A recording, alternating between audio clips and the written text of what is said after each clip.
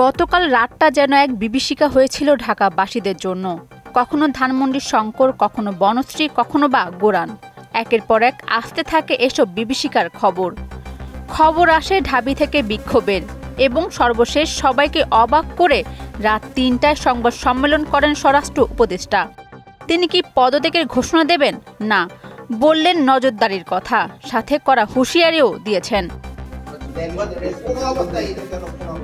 রোববার রাত ৮টার দিকে ধানমন্ডি শঙ্করে ১০-১২ জন তরুণ দেশীয় অস্ত্র হাতে নিয়ে মহড়া শুরু করে, যা আতঙ্ক সৃষ্টি করে।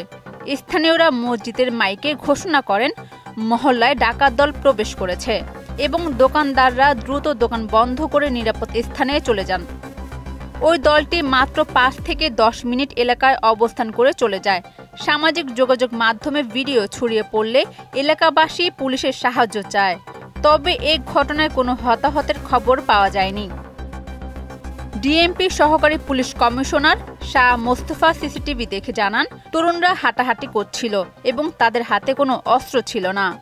সুদবিহীন ব্যাংকিংয়ে আত্মশুদ্ধির পথ, এনআরবিসি ব্যাংকের ইসলামিক ব্যাংকিং, আল আমিন। রামপুরার বনশ্রীতে স্বর্ণ ব্যবসায়ী আনোয়ার হোসেন দুর্বৃত্তদের গুলিতে আহত হয়েছেন।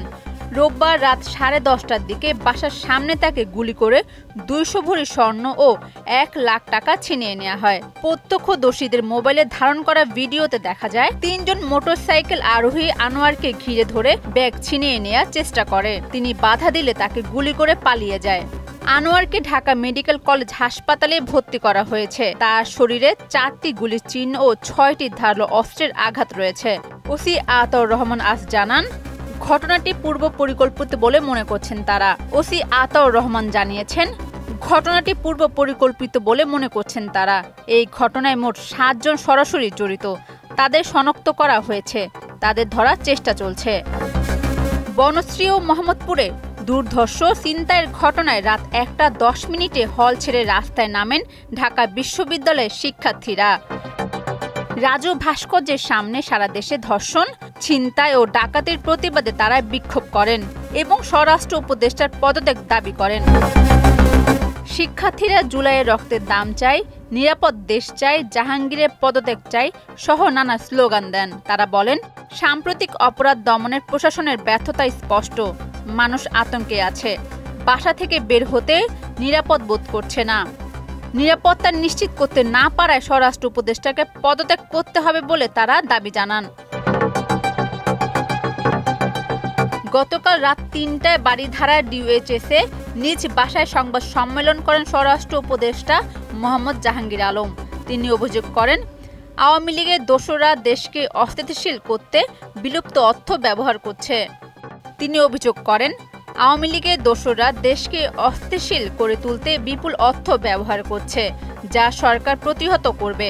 তিনি জানান, আগামীকাল থেকে আইন শৃঙ্খলা বাহিনী টহল বাড়বে এবং দ্রুত ব্যবস্থা নেওয়া হবে। গাফিলতি পেলে সংশ্লিষ্টদের বিরুদ্ধে কঠোর ব্যবস্থা নেওয়া হবে।